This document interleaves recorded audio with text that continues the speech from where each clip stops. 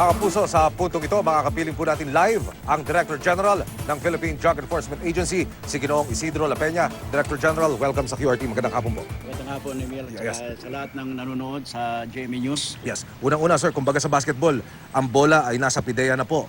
Ano ang dapat malaman na mga kababayan natin Pilipino ngayong kayo na po mag-head ng anti-illegal drugs operation sa buong bansa, sir? Go ahead. Yes, with the directive of the President na ang PNP at saka yung NBI will stop their operation against illegal drugs, then the responsibility is now on our shoulder. And that is expressly stated by the President. And so we have to organize the PDEA with the other government agencies that can be involved in this campaign against illegal drugs to fill in the gap that was that is left by the PNP and the NBI. And we have this command conference today with the regional directors as well as yung mga other service directors and to talk about the campaign plan of the PDEA to address these changes that have taken place with the absence of the PNP and the NBI. And we have made initial planning on the organization, the creation of a joint task force, as well as the creation of an interagency committee on anti-illegal drugs. Yes, sir. Yung interagency committee is on a higher level that will address comprehensively and holistically yung problema natin sa illegal drugs. So, yung interagency committee na yan will address yung supply reduction and demand reduction aspect of the illegal drug campaign strategy. Okay. And the joint task force naman will form part of the cluster ng on enforcement. Yes. Which will be taking the place of the PNP and that of the NBI. Yes. DG, sir, kumpara sa puwersa ng Philippine National Police, hindi hamak na mababa ang bilang ng PIDEA. Nasa 900 lamang po yata kayo. No? Yeah. Ang nais malaman ng mga kababayan natin, paano maisasakatuparan ng PIDEA ito kung gayong mababa po ang manpower ninyo, sir? Well, actually, we are 1,800. Yes. Yung 900, ito yung mga agent na nagkakandak na operation against illegal drugs. These are distributed in the different regions of the country. Opo. At para ma-fill in yung vacuum that was left by the PNP at saka ng NBI, we are creating this joint task force. Okay. Na at the national level as well as at the regional and then down to the provincial level. And then at the barangay level, we will be involving yung mga local government units, Opo. of course, through the Department of Interior and Local Government. As we go to the barangay clearing operations at the barangay, we are going down to the grassroots level. Okay. Kaya if we are able to do that, andoon yung mga problema actually. Andiyan yung pag-address ng demand reduction at its grassroots.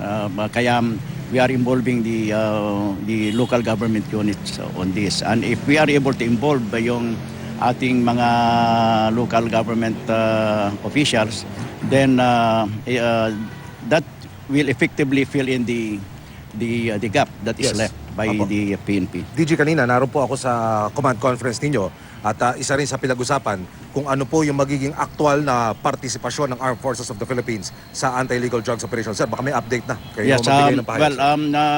we are still talking about that, planning on that.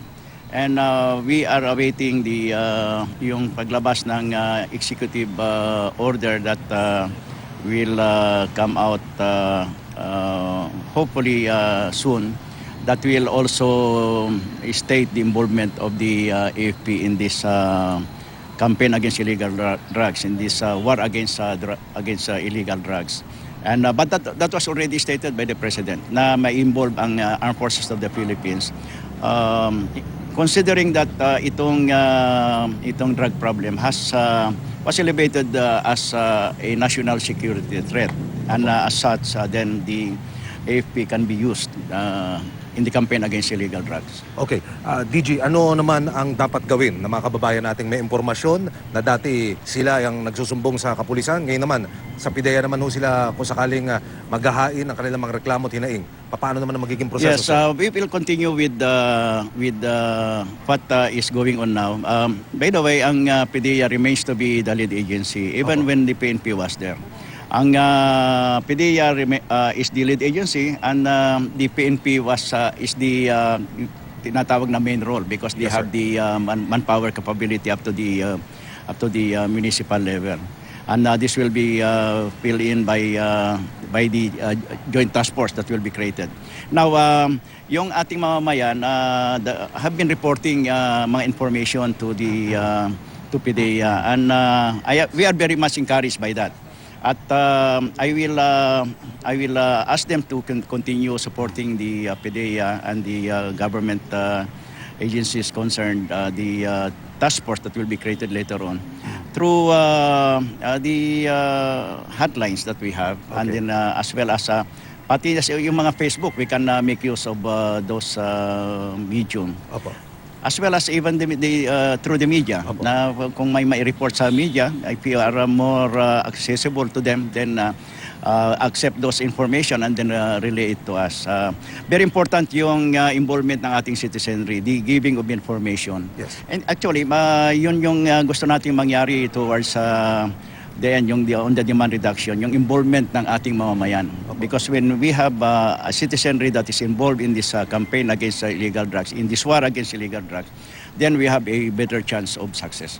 Bilang panghuli, DG, bagamat isa sa ilalim pa sa investigasyon, meron na hong ilang personalidad, individual mula sa NBI at sa PNP na nasangkot po sa illegal drug trade. Ngayon, sir, paano makititiyak ang publiko na ang PIDEA hindi po makakaluan ng bad eggs, ika nga nila, sir? Well, we have a share of itong mga I would say yung mga those personnel that are creating misdoings. Well, the PIDEA is a human organization, but we are very strict on our internal cleansing program. It's a continuing process. And kami rito sa PIDEA, when we take notice or we receive information about our personnel that are committing misdoings or wrongdoings, then we act on it immediately para maputol kagad yung kung ano man yung ginagawa nila na katiwalian. And I would like to appeal to our citizenry, our people, na kung meron kayong mga informasyon sa mga PIDEA agents na gumagawa ng katiwalian, please let us know. And let us know also yung mga taong gumagamit ng pangalan ng PIDEA, dahil marami kaming nasasagap na mga informasyon na may marami na mga gumagamit ng pangalan ng PIDEA. Okay. Mga kapuso, ang Director General ng Philippine Drug Enforcement Agency, si Ginoong Isidro La Peña. DG, maraming salamat po sa oras na inila nyo. Magandang hapon po. Magandang hapon. Good luck, sir. Good luck, sir. Maraming salamat.